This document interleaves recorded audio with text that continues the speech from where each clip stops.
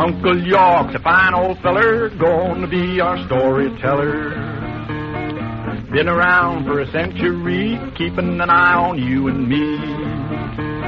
A poking here and a poking there, he's got a pine tree for his hair. Ticker tape for an artery, engine setting on his knee. I'm your storyteller, Uncle York. I've been around a long time. My eyes have seen everything that's ever happened in New York State. I'm craggy, and I'm old. I watched the Dutch moor their ships in Mannahatta. I helped the vineyard planters of the lake counties. I helped cut the white pine of the Adirondack. The story I'm going to tell you today has been produced and transcribed by the New York State Department of Commerce, dedicated to all the men and women everywhere through whose courage and enterprise we enjoy our freedom's blessings.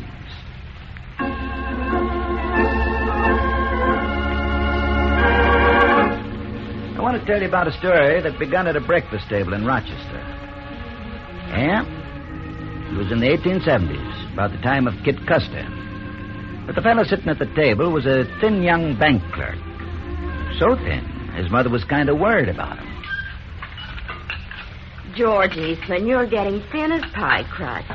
I'm going to make you another batch of wheat cakes, and I want you to eat them, every single one.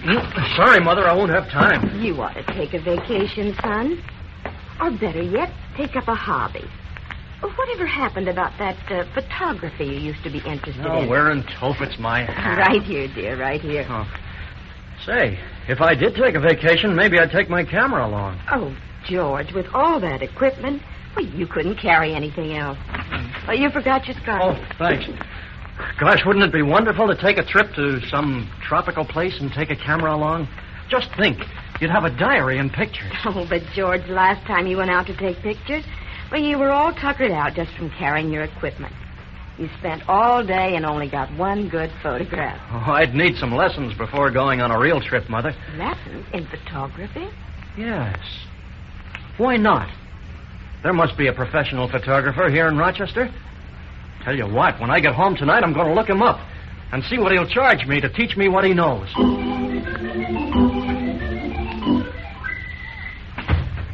Hello. Oh, was that you, Mr. Strong? Yes, Mrs. Eastman.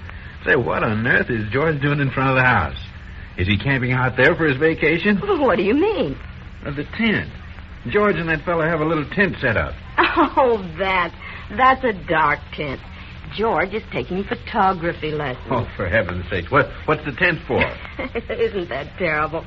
They have to coat the plates in the dark with the wet emulsion, you know, just before they take a picture.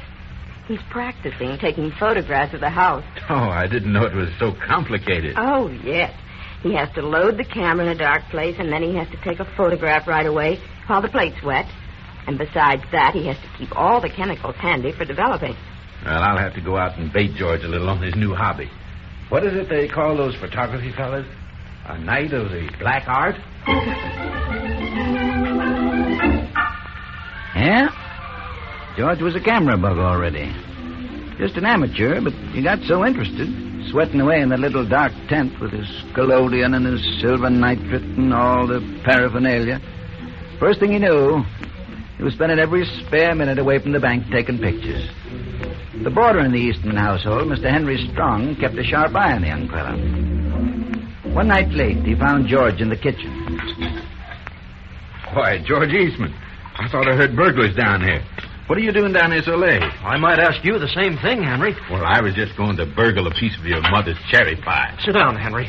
I've stumbled onto something good. Now, listen, you shouldn't be keeping these late hours, George. You look dead. I've found a way to simplify photography. You look as though you've been swimming in that nitrate. Oh, that's nothing. Now, listen, will you? I read an article in the London Photography Journal with a formula for a dry plate. Oh, you mean it eliminates that messy, wet emulsion? Yes, and I've tried this dry plate formula over and over, and I think I've improved on it. You mean no more dark tent and bottles of chemicals? You mean a photographer can leave his pack mule at home? Well, that's it, Henry. And tomorrow, the minute I get home from the bank, I'm going to try it out. So just pray for sunshine.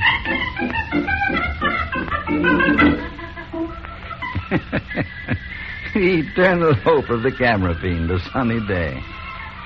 Yeah, That was the year 1879. Well, all that Saturday, George took pictures. Everything went wrong. He got cloudy the wrong moment, and his hasty dropped his bottle of formula and had to start all over. But finally, back in the kitchen of the little Easton house. Oh, poor George. I hope this comes out, Mr. Strong. He's banking so much on it, and it'll save him all that fuss and bother. Not only George, it'll save trouble for a lot of people. Here's your photograph of the house, Mother. Don't touch it yet. It's not quite dry. Oh, George, it's wonderful. Why, you can even see where the house needs paint. What do you think, Henry? Well, I'd say it's the best photograph you've made. You see, in spite of all the things that went wrong in advance, once I got the dry plate made, taking the photograph and developing it were comparatively simple. Yes, in just about half the usual time. I think you've got something, George. I'd like to know what other photographers might think of it. Professionals, I mean. I'm going to make up some dry plates and send them around the country. Oh, now, don't forget, George, this started out to be just a hobby. You mustn't neglect the bank, you know. Oh, banking and insurance are all right, Mother, but I've been doing that since I was 14. Now, for the first time in my life, I'm really having fun. George, being a cautious fella, kept his job at the bank. In a short time, though, he opened a little dry plate company in a room over a music store. He worked there every night and every weekend. Then one Saturday night, his mother was sitting in the parlor with Henry Strong, waiting for George to come home. Hello, Mother. Oh, hello, Henry. Say, I've got some good news. George, Mr. Strong and I intend Now, to... wait a minute. Don't you want to hear my good news? All right, son. I guess nobody can stop you. Well, what is it? My machine. I've got it working. It coats the plates mechanically. What's this? What machine? Well, I didn't want to say anything in case it didn't turn out. But I've worked out a way to coat dry plates mechanically. My machine does it better and quicker than you can do it by hand. And it's cheap. Mass production, that's the thing. Well, this sounds very impressive, George. When can we see it? Oh, Henry, I'm so worked up now I couldn't go to bed. Come on down to the shop with me now. I'll show you how George Eastman, don't you dare leave this house. I've got a sandwich for you in the kitchen, and you're going straight to bed. You mean you're going to put plates on the market on big scale, George, or do you want to sell these machines? I'm going to patent the machine and sell dry plates to jobbers all over the country. Europe, too. You're going to need capital. If you're going on it in a big scale like that. Well, I've got $3,000 saved. That'll do for a start. But I'll need some investors, too. How'd you like to be a partner, Henry?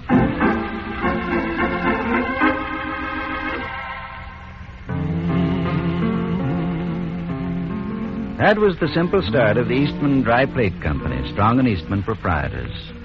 Now, George quit his job at the bank. And his hobby carried him straight into a new and challenging industry. Well, hardly an industry yet. But George's new dry plate was destined to help it grow big. He had 6 people working for him that winter, turning out the plates, which went to his jobbers on a contract basis, so many each month.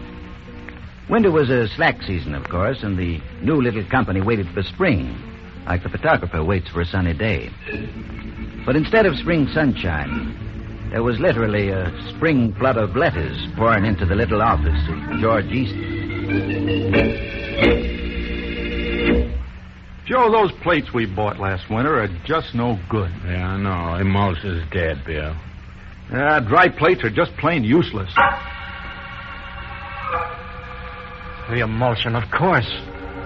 The jobbers didn't keep track of the stock. They used the new stuff first and left the old plates in stock. We'll have to make it good, that's all. Make it good? Well, where's the money coming from, George? You and I both have put in $5,000 already. If we're going to build a business, Henry, we've got to build it on a good, solid foundation. Now, we had a wonderful start. This was just a stroke of bad luck, the emulsion not keeping over the winter.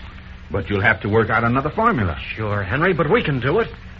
We'll close the factory for a while and find out what's wrong. Then we'll start again and send good new plates to everyone who's had bad ones. So they called back all the plates they had made that winter. And George went back to work with his gelatin and nitrate and collodion. Then came the real blow. His emulsion wouldn't work. Try as he would, George Eastman couldn't duplicate the first batch. It looked like the end of the little company. 469. If it doesn't work this time, I give up. 469 experiments, all recorded in his tattered notebooks. Then he got one that looked promising. But the bottle broke, and he lost the whole thing. George Eastman was absolutely unable to duplicate his first emulsion formula. Eventually, after months of work, he found his formula trouble stemmed from a batch of poor gelatin. But his company's name was so good after taking back the bad plates, he had no trouble starting up again. As soon as he'd gotten a new emulsion, he started making dry plates again. Henry, if we could get rid of this glass plate, we could make photography simple enough for a child. Oh, but good heavens, George. After all the trouble you went to get an emulsion? We'll use our emulsion, only not on glass. If there were some way to apply it to paper, a roll of paper coated with a thin film of emulsion, you could load the camera with that instead of with the plate.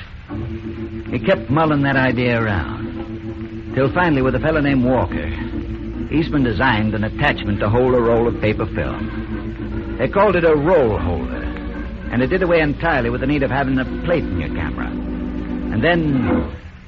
Henry, if we could make a camera that's self-contained, a compact unit that anybody could take pictures with, maybe we could sell it already loaded, and people could send the whole camera back to the factory to have the film developed. That's how the Kodak was born, soon to become a household word. Why, Gilbert and Sullivan even put Eastman's slogan into an operetta. You press the button, we do the rest. And the price of the simplified camera, starting at $25, slowly went down to a small fraction of that. Eastman had accomplished his purpose.